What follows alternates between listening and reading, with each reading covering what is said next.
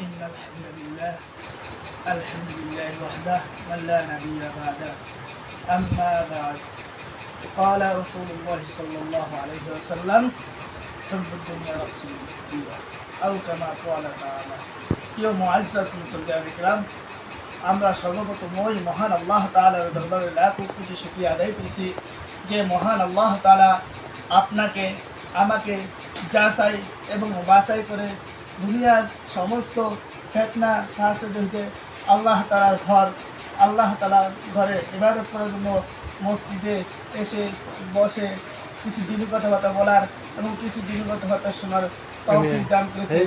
এই জন্য আল্লাহ আমরা আমাদের অন্তরের স্থল থেকে কালিমাতুর শুকরিয়া আদায় করে বলি আলহামদুলিল্লাহ।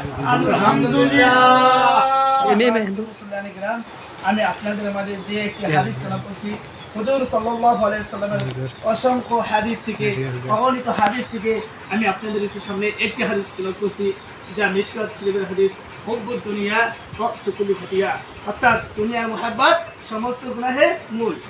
দেখেন প্রিয় মুআজ্জাজ মুসলিম ইকরাম, আজ আমরা যেখানেই তাকাই যেখানেই যাই শুধু গুনাহ আর গুনাহ। এটা ঠিক আছে কিনা? গুনাহ আর গুনাহ। দেখেন রাস্তা দিয়ে হাইটে যাবেন, রাস্তার মধ্যে 100 বার যদি চোখ নিচের দিকে না থাকে 100 বলে দিতারি ওই রাস্তা আপনি যে কদমে আসবেন ওই কদমে আপনি জিনার করবেন বলতে পারেন। দেখেন এই যে আপনি ওই মহান মুসল থেকে এই পর্যন্ত আসছে, কত আল্লাহ হেফাজত করছে যে নিজ নজর নিচে ছিল না, যদি কত গুণা হইতো নিজেও বলতে পারতাম। দেখেন আজ স্কুলে শিক্ষা মাদ্রাসায় শিক্ষা দেয় পর্দা করে চললে, পর্দা করলে ইসলাম, দেখেন ইসলাম বলতে শান্তি, পর্দা করে চললে পর্দার ভিতরে একটা শান্তি আছে। আর স্কুলে যে শিক্ষা, সেই শিক্ষায় আজ দুঃখের সাথে বলতে হয় সেই শিক্ষায় হুজুর সাল্লাল্লাহু আলাইহি ওয়াসাল্লামের সুন্নাত বের হয়ে গেছে। সেই শিক্ষা হুজুর সাল্লাল্লাহু আলাইহি ওয়াসাল্লামের আদর্শ নাই। যে শিক্ষা ধরেন আমার এক ছোট ভাই আপনারা হয়তো চেনেন যে পলিটেকনিক ক্যান্টনমেন্ট সেক্রেটারি একটা স্কুল আছে, সেটা হইলে ওই স্কুলে খোঁজ নিয়ে দেখলাম যে ছোট ভাই বলে আর কি জিজ্ঞেস করে দেখলাম ওই স্কুলে নাকি প্রতি সপ্তাহে নাটক শেখানো হয়। বলেন না আচ্ছা আপনারা বলেন তো নাটক কি মুসলমানদের কালচার? নাটক কি মুসলমানদের কালচার না ইহুদি খ্রিস্টানদের কালচার? যে আপনারা সন্তানকে দিছি স্যারদের হাতে লালন পালন করে এবং কিছু শিক্ষা দেওয়ার জন্য, যে শিক্ষা দ্বারা আমাদের সন্তানাদি ভালোভাবে বসবাস করতে পারে, অর্থাৎ দিনের লাইন অথবা দুনিয়াবি লাইন ধরেন, দুনিয়াবি লাইনে ধরলাম, ওই দুনিয়াবি লাইনে জানি মানুষের যে সুন্দর আচরণ ব্যবহার আদি করে চলতে পারে, ওই শিক্ষা দেওয়ার কথা তো ভুলা স্যাররা আরও শিক্ষা দিতেছে যে মেয়ে ছেলে এক লোকে করে নাচানাচি ড্যান্স তারপর আর কি বলে নাটক প্রতি সপ্তাহে এটা হয়। দেখেন এটা এরা বলছেন যে আমরা ইসলামের ভেতরে আছি না বাইরে আছি। দেখেন এই ইসলাম কায়েমের জন্য হুজুর সাল্লাল্লাহু আলাইহি ওয়াসাল্লাম তার সাহাবারা কতই না কষ্ট করেছেন। দেখেন হযরত ওমর রাদিয়াল্লাহু তাআলা আনহু যখন ইসলামের বাইরে ছিলেন তখন তার বন্ধু ছিলেন এক গোলাম, তার গোলামকে হযরত ওমর রাদিয়াল্লাহু তাআলা আনহু বলেন ওই যে আমার গোলাম, ওই গোলামকে খাড়ানো দেখতেছো, ওই গোলাম ওইভাবে খাড়া হয়েছে, তুমি যদি তাকে এখান থেকে তীর মাইরা তার এই চোখের সাদার ভেতরে একটা কালো মণি থাকে না, ওই মণির ভেতরে ঢুকাইতে পারো তোমাকে আমি 200 বছর আগের মদ দেবো। তখন হযরত ওমর রাদিয়াল্লাহু তাআলা আনহু ওই মদ খাওয়ার জন্য ওই গোলামকে দূরের থেকে তীর মাইরা তার কালো মণির ভেতরে তীর ঢুকাইছে। তখন গোলাম ছটফট করে মারা যায়, কিন্তু হযরত ওমর রাদিয়াল্লাহু তাআলা আনহু খুশিতে আরামে মদ পান করছে। তখন এমনি ভাবে দ্বীনি দাওয়াত যখন চললো, হযরত ওমর রাদিয়াল্লাহু তাআলা আনহু হুজুর আকরাম সাল্লাল্লাহু আলাইহি ওয়াসাল্লামকে হত্যা করতে যাওয়ার উদ্দেশ্য, যেমন আবু জেহেল এই মক্কার ভেতরে ঘোষণা করছে যে ব্যক্তি মুহাম্মাদের কল্লাকে 2 খণ্ড করে আমার সামনে আনতে পারো তাকে আমি অনেক ধনী বানিয়ে দিব।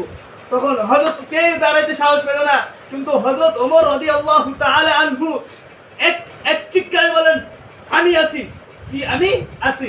যে হযরত ওমর রাদিয়াল্লাহু তাআলা বলেন আমি আছি হুজুর সাল্লাল্লাহু আলাইহি ওয়াসাল্লামের গর্দান আলাদা করে আপনার সামনে আনতে।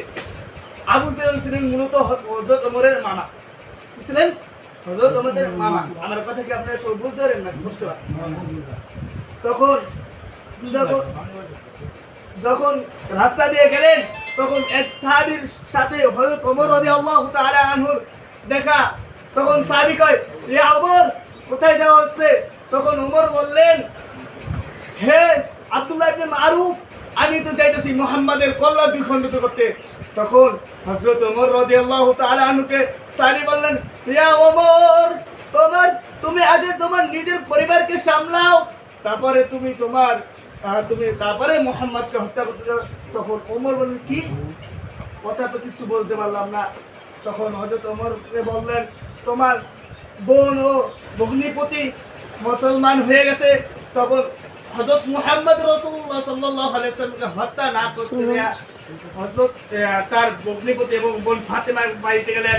তখন হযরত ওমর বললেন, যা দেখে সূরাতুত তাহার আওয়াজ ফাতেমার ঘরে পড়তেছে, তাহা মা আনজালনা আলাইকাল কুরআনা লিতাশকা ইল্লা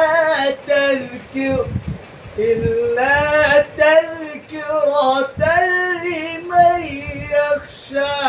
তখন হযরত ওমর রাদিয়াল্লাহু তাআলা আনহু দরজা মিলে দেখেন হযরত আবু খাত্তাব তালহা তাদের পড়াইতেছে। তখন হযরত ওমর রাদিয়াল্লাহু তাআলা আনহু তার বোনকে বললেন, ইয়া ফাতেমা, তুমি নাকি মুসলমান হয়ে পড়ছো? তখন হযরত ওমর রাদিয়াল্লাহু তাআলা আনহুকে বলেন, হ্যাঁ ভাই, আমি মুসলমান হয়েছি, তাইতে তোমার সমস্যা কি? একটা থাপড় দিছে, থাপড় দেওয়ার সাথে সাথেই তার বোন নিচে পড়ে গেছে। তখন ওই তার বোনের জামাই আর কি, ওই বোনের জামাইকে তিনি মারতে গেলে এই সময় দেখে একটা আয়াতের পাতা পড়া, কি পড়া মানে কোরআন শরীফের একটা পৃষ্ঠা পড়া।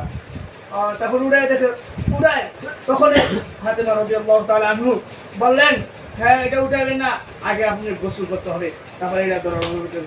তখন হযরত ওমর রাদিয়াল্লাহু তাআলা আনহু গোসল করেন, তারপরে ওটা ধরে পরে মজা মজা, যতবারে ততই মজা।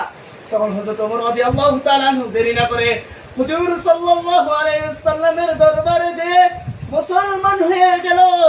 তখন মুসলমান হওয়ার পরে যুবক হুজুর সাল্লাল্লাহু আলাইহি ওয়াসাল্লামকে বলেন, ইয়া রাসূলুল্লাহ, এই দিন কি সত্য নয়? এই দিন কি আল্লাহ তাআলার দিন নয়? এই দিন যদি আল্লাহ তাআলার দিন হয়ে থাকে, ইয়া রাসূলুল্লাহ, এই দিন যদি সত্যি দিন হয়ে থাকে, তাহলে এই দিন কেন গোপনে প্রচার হবে? আজকে থেকে এই দিন প্রকাশে প্রচার হবে। তখন সর্বপ্রথম দ্বীনের দাওয়াত নিয়ে হযরত ওমর রাদিয়াল্লাহু তাআলা আনহু মক্কা থেকে দাওয়াত শুরু করেন। তখন মক্কার কাফেররা চিন্তা গেল। তখন আবু জাহেলের মুখের সামনে যায় বলেন, ইয়া আবু জাহেল, তুমি কি জানো আমি নিজেই মুসলমান হয়ে গেছি? তখন আবু জাহেল ক্ষিপ্ত হয়ে তার মুখের সামনে দরজা লাগিয়ে দিলেন। তখন মদিনার সমস্ত কাফেররা ক্ষিপ্ত হয়ে গেলেন। তখন সাহাবীরা হিজরত করার সময় হযরত ওমর রাদিয়াল্লাহু, হযরত আবু বকর রাদিয়াল্লাহু তাআলা আনহু এবং হুজুর সাল্লাল্লাহু আলাইহি ওয়াসাল্লাম যখন হিজরতের জন্য সমস্ত সাহাবীদের নিয়ে মদিনায় গেলেন, তখন হযরত ওমর রাদিয়াল্লাহু তাআলা আনহু সেই রাতে মদিনায় গেলেন না, বলেন আমি পরের দিন সকালে মদিনায় যাব, আপনারা সবাই যান। পরের দিন সকালে হযরত ওমর রাদিয়াল্লাহু তাআলা আনহু মদিনায় যাওয়ার টাইমে বলে, এ কাফেরের দল্লা, হে মক্কার গাধাগুলো, তোরা কে আসছ আমাকে ফিরে, আমি মদিনায় যাইতেছি, কে আসছ দেখে বাপের বেটা হলে আমার সামনে আস। তখন কেউ নাই। তখন হযরত ওমর রাদিয়াল্লাহু তাআলা বুকের পাটা নিয়ে মদিনায় যায় ইসলামের দাওয়াত দেয়, বলেন না সুবহানাল্লাহ। এই যে ছিল সাহাবীদের জীবন কাহিনী। কত কষ্ট করে ইসলাম আনছে দেখেন। হযরত সালমান রাদিয়াল্লাহু তাআলা আনহু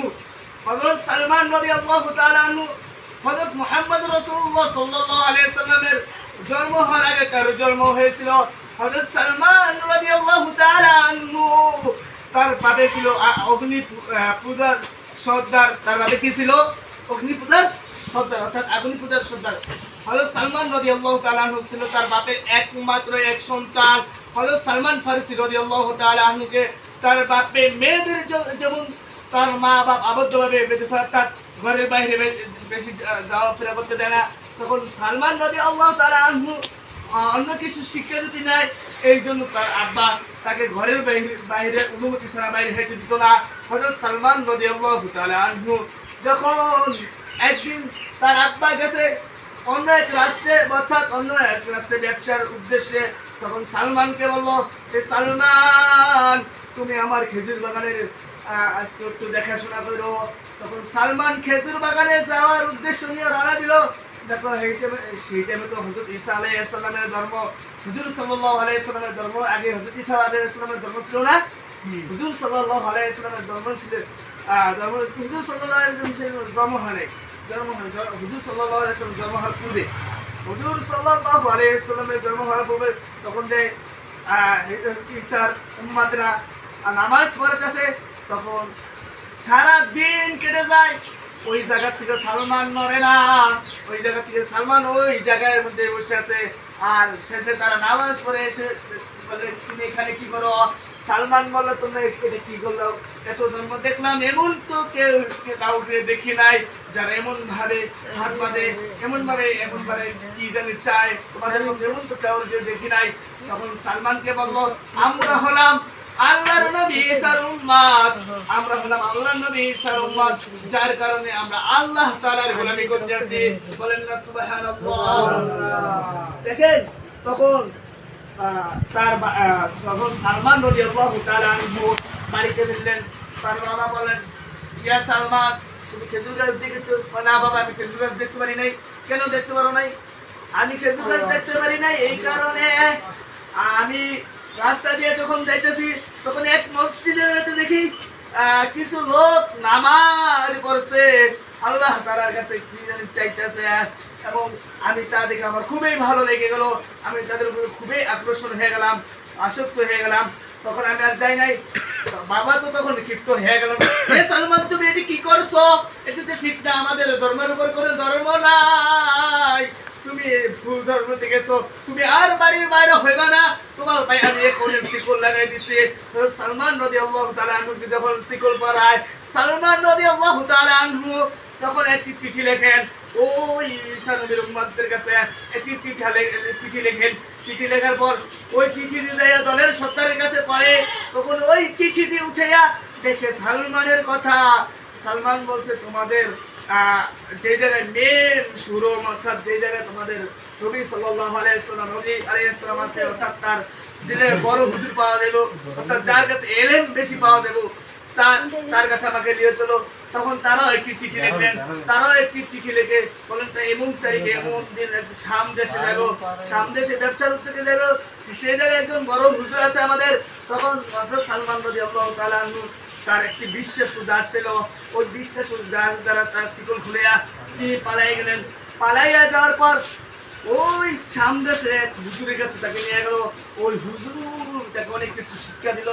লাস্টে হুজুর থেকে তিনি কিচ্ছু পেলেন না, 0 লাস্টে হুজুর দেখেন মানুষের দিকে দান সদকা উঠাইয়া মানুষকে দান করবো, উঠিয়া হুজুর 60টি কলস সোনা মুদ্রা মাটির তুলে রুকে রাখছেন। তখন এই দেখে হযরত সালমান রাদিয়াল্লাহু তাআলা তার মৃত্যুর পর তার ভক্তরা সকলে জানাজার করতে আসে, দাফন করতে আসে। তখন সালমান রাদিয়াল্লাহু তাআলা আনহু বলেন, এই লোককে দাফন করা যাবে না। এই তুমি এই লোকের খাদেম হয়ে তুমি কেন এই লোকের বদনাম ছড়াইতেছো? না, আমি এই লোকের বদনাম ছড়াই না, আমি এই লোককে যা দেখেছি তা বাস্তব দেখছি। আপনারা এই মাটি খোলেন। এই মাটি খোলার পর দেখে হুজুর হযরত সালমান রাদিয়াল্লাহু তাআলা আনহুর কথা সত্য, 60টি কলস বোঝাই সোনা মুদ্র। তখন সোনা মুদ্র দেখে বলে, এটি কিসের? যে সালমান রাদিয়াল্লাহু তাআলা আনহু বলে, আপনাদের কাছে থেকে যে দান সরকার কথা, মানুষকে দান সরকার দেওয়ার কথা বলে নিষেধ, তিনি তার বিশেষ কামের জন্য এই মাটির কাছে খুঁজে যাপন তাকে তারা দাফন না করে তাকে তারা ওই মৃতদেহকে শুরুতে চড়াইলো। তখন সালমান রাদিয়াল্লাহু তাআলা আনহুর সাথে আরেকজন হুজুর দেওয়া হলো। তখন ওই হুজুরটা ভালো, ওই হুজুরটা মারা যাওয়ার সময় বলেন, হুজুর আপনি তো মারা যাইতেছেন, এখন আমি কার খেদমতে যাব? হুজুর তাকে পাঠিয়ে দিল ডাইরেক্ট আম্মারিয়ায় থেকে ভালো কিছু শিখলেন। আম্মারিয়া থেকে ভালো কিছু শিখে সালমান রাদিয়াল্লাহু তাআলা আনহু ওই আম্মারিয়াকে বললেন, হুজুর এখন আমি কার কাছে যে শিখবো? তখন বললেন, আর তো কেউ নাই যার কাছে যেয়ে তুমি শিক্ষা গ্রহণ করবা, আর কেউ নাই, সব তো শেষ হয়ে গেছে। তখন ওই হুজুরটা বলেন, একজন আছে, তুমি তার, তিনি হলো শেষ নবী হযরত মুহাম্মদ রাসূলুল্লাহ সাল্লাল্লাহু আলাইহি ওয়াসাল্লাম, তার কাছে যাইবা। আর তিনি জন্মগ্রহণ করে মক্কায় 13 বছর দাওয়াত দিবে, আবার মক্কায় ঠাঁই পাইবে না, তারপর তিনি মদিনায় হিজরত করবে, মদিনা থেকে ইসলাম কায়েম করে সারা বিশ্বকে দেখাই দিবে। তুমি তাকে দেখলে আর তুমি এই ঈসার ধর্ম, এই খ্রিস্টান ধর্ম আর গ্রহণ করবে না। তাকে দেখলে তুমি তার ধর্ম নিয়ে ব্যস্ত থাকবা, তাকে দেখলে তুমি তার হাতে কালিমা পড়ে মুসলিম হয়ে যাবা, তাকে তুমি শান্তি লাভ পাইবা। তখন তিনি হযরত সালমান রাদিয়াল্লাহু তাআলা আনহু সামদেশে থেকে কিছু ব্যবসা করতেন। তখন সামদেশ থেকে কিছু ব্যবসার উদ্দেশ্যে আরবে যাইবেন। আরবে যাওয়ার সময় হযরত সালমান রাদিয়াল্লাহু তাআলা আনহু তাদের সাথে গেলেন। কিছুক্ষণ পথ অগ্রসর দিলেন। অগ্রসর দেওয়ার পর হযরত সালমান রাদিয়াল্লাহু তাআলা আনহুকে তারা বেঁধে ফেললেন। ভাই আমাকে কেন বাঁধো? তোমাকে বাঁধিয়াতে কারণে তখন হযরত সালমান রাদিয়াল্লাহু তাআলা আনহুকে তারা গোলাম হিসেবে বিক্রি করে দিলেন। বলেন না নাউজুবিল্লাহ। আমার কথা কি বুঝতে পারছেন? হযরত সালমান রাদিয়াল্লাহু তাআলা আনহুকে তাকে কি গোলাম হিসেবে বিক্রি করে দিলেন। হযরত সালমান রাদিয়াল্লাহু তাআলা আনহুকে গোলাম হিসেবে যখন বিক্রি করে দিলেন, হযরত সালমান রাদিয়াল্লাহু তাআলা আনহু সিদ্দিকে এলেন, হয়ে গেল গোলাম। তখন হযরত সালমান রাদিয়াল্লাহু তাআলা মদিনার এক ইহুদির কাছে গোলাম হয়ে গেলেন। হযরত সালমান রাদিয়াল্লাহু তাআলা আনহু যখন ওই ইহুদির কাছে গোলাম হলেন, এই সময় খবর এলো যে মুহাম্মদ মক্কায় আগমন করছেন। তখন খেজুর গাছ থেকে নাই ভাই ওই মালিকের কথা না শুনাই ওই লোক ওই শ্রবণতা ওই মুতাকাল্লিমের কথা শুনতে গেলে মালিক দিলেন থাপ্পর, বলো না আমি একটু শুনতে আইছি। আর তারপর গেলেন পরের দিন দেখেন অনেক সাহাবীরা হিজরত করতে আসছেন। কালো কালো পাথর আলামত সব পেয়ে আছে, 3 আলামত পড়ে গেছিল, কালো কালো পাথর এবং চারোদিকে খেজুর গাছ এবং তার পিঠে একটা নবুয়তের চিহ্ন। এই 3টা দেখলে মনে করেন তিনি মুহাম্মদ। এই 3টা আলামত সবই মিলতেছেন এবং তিনি কোনো দান সদকা খান না এবং হাদিয়া খান, কিন্তু দান সদকা খান না। তখন এই 13টা আলামত যখন মিলে গেল, তখন একদিন গেলেন দান সদকা নিয়ে। তখন বলেন, ইয়া রাসূলুল্লাহ, আপনাকে আমি কিছু দান দিলাম, এটি আপনিও খান, আপনার সাহাবাদের খাওয়ান, আপনিও খান, আপনার সাহাবা কিরামদের খাওয়ান। তখন হুজুর সাল্লাল্লাহু আলাইহি ওয়াসাল্লাম সাহাবাদেরকে ডাক দিয়ে বলেন, ইয়া সাহাবীরা, সবাই গোল হয়ে বসো, এটি তোমরা খাও। কিন্তু হুজুর সাল্লাল্লাহু আলাইহি ওয়াসাল্লাম এক ফোঁটাও খেলেন না। পরের দিন আবার সালমান রাদিয়াল্লাহু তাআলা আনহু আবার কিছু খেজুর নিয়ে এলে বললেন, ইয়া রাসূলুল্লাহ, এটি হাদিয়া হিসেবে দিলাম, এটি আপনারাও খান, আপনারা সবাই খান। তখন হুজুর সাল্লাল্লাহু আলাইহি সাল্লাম খেয়েছে। তখন হুজুর সাল্লাল্লাহু আলাইহি নাচ যে আলামত, নবুয়তি আলামত পিঠের ভিতরে, এটা দেখার জন্য হযরত সালমান রাদিয়াল্লাহু তাআলা আনহু ঘষাঘষি করতে দেখেন। তখন হযরত সালমান ফারসি রাদিয়াল্লাহু তাআলা আনহু লগত হাতে কালিমা হাত মিলে কালিমা পড়ে মুসলমান হয়ে গেলেন। বলেন সুবহানাল্লাহ। দেখেন সাহাবী, আমার কথার উদ্দেশ্য হলো দেখেন সাহাবীরা কত মেহনত করছে যে ঈমান কিভাবে শিখবা, ঈমান কিভাবে উচ্চারণ করবো, ঈমানকে কিভাবে ধরে রাখবো। একজন ব্যবসায়ী তিনি গোলাম হয়েও হযরত মুহাম্মদ রাসূলুল্লাহ সাল্লাল্লাহু আলাইহি ওয়াসাল্লামকে চিনে কালিমা পড়ে মুসলমান হয়ে সাহাবী হয়েছে। আর আমরা আজ রেডিমেড দিন, অর্থাৎ আমাদের সামনের দিন কি আমরা মুখ ঘুরে আমরা যাই। বলেন না নাউজুবিল্লাহ। দেখেন আল্লাহ তাআলা আমাদেরকে কত মায়া দয়া করে সৃষ্টি করেছেন না। আল্লাহ তাআলা উর্দু তসবিহ একটা কিতাব আছে, যারা কওমিয়া মাদ্রাসায় বলছেন তারা তাইসিরে ওই কিতাবের লেখক অনেক কিছু বলছেন। তার আমি একদম বেশি নাই, তার সংক্ষিপ্ত কিছু আমরা আবার মন খারাপ করতেছি।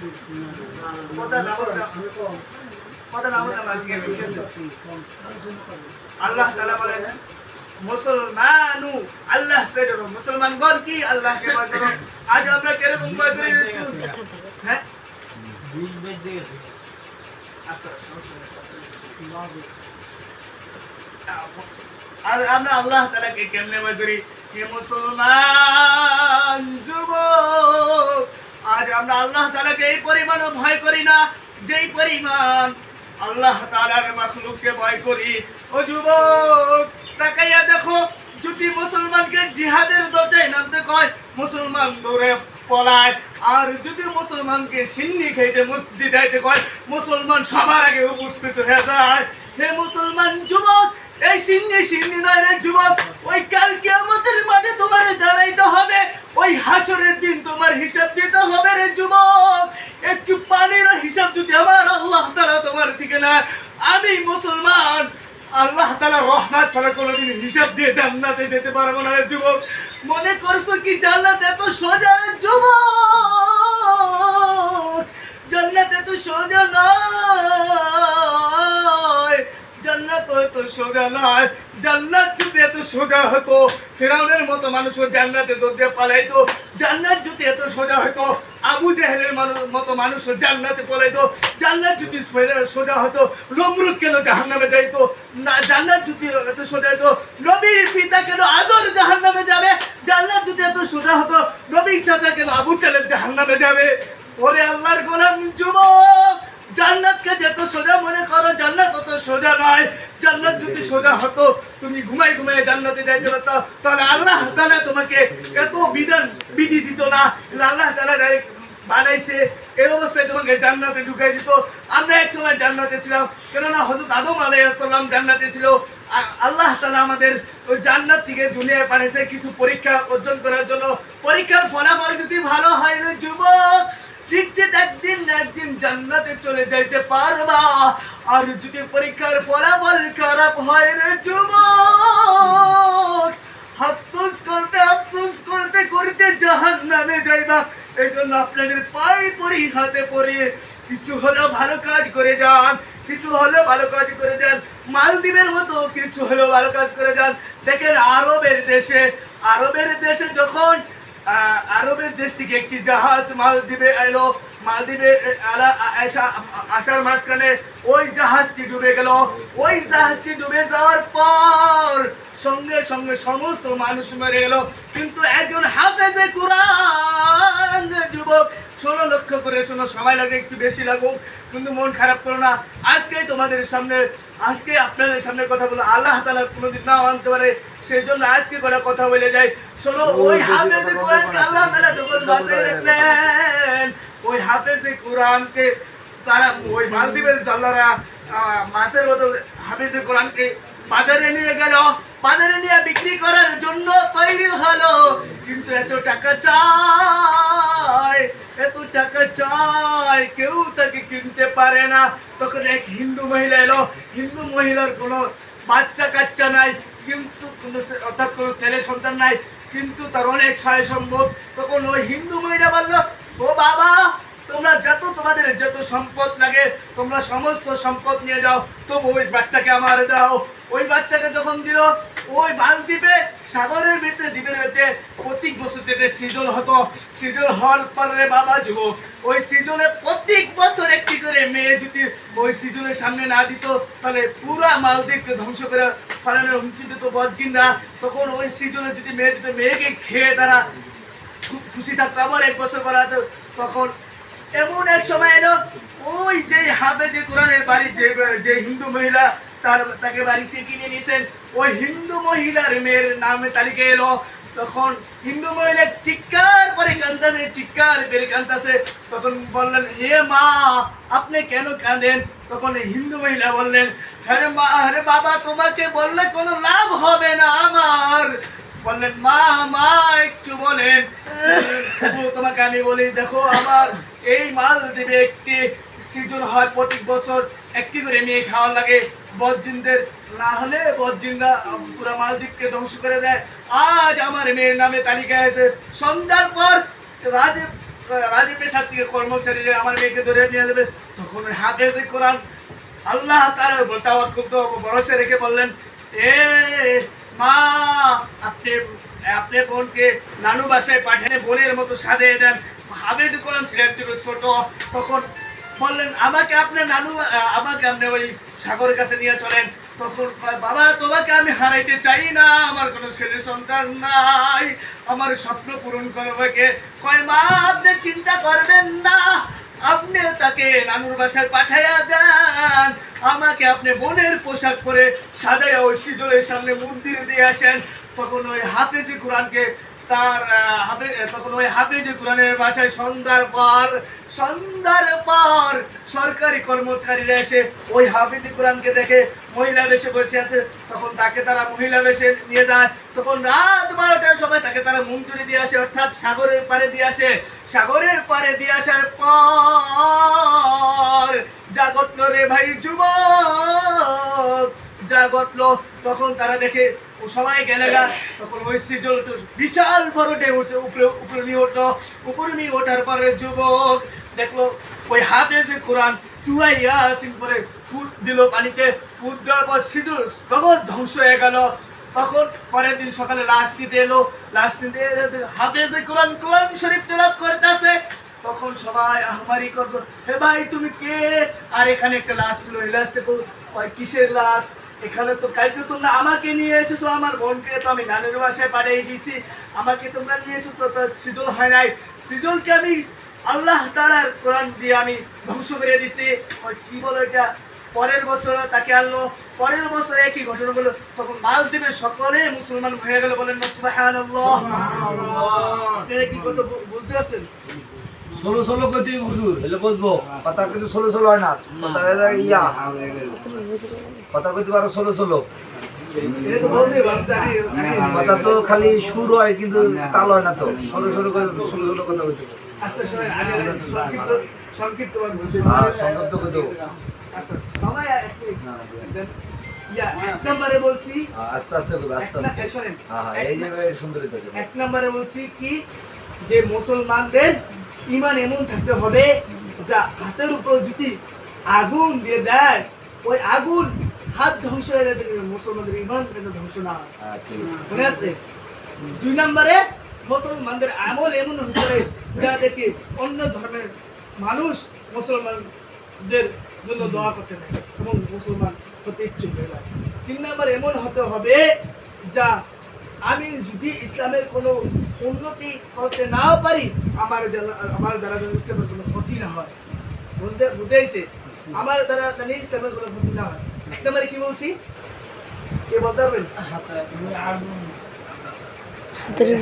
1 নম্বরে বলছি আমি এমন ভাবে চলবো, আমার ঈমানকে এমন ভাবে রাখবো যাতে ঈমান আগুন যদি হাতের উপর দেওয়া হয়, আগুনে হাত বা আমার অন্তর যদি ধ্বংস হয়ে যায়, আমি নিজেও যদি ধ্বংস হয়ে যাই, তবুও যেন আমার ঈমান ধ্বংস না হয়। 2 নম্বর আমার আমল এমন থাকতে হবে যার কারণে অন্য মুসলমান ভাইরা যেন আমার প্রতি দোয়া করে এবং মুসলমান হতে ইচ্ছুক থাকে। 3 নম্বর হলো এমন ভাবে চলতে হবে আমি যদি ইসলামের কোনো কাজ আমার দ্বারা যদি না হয়, আমার দ্বারা ইসলামের কোনো ক্ষতি যেন না হয়। তারপরে ইনশাআল্লাহ সকলে মুসলিম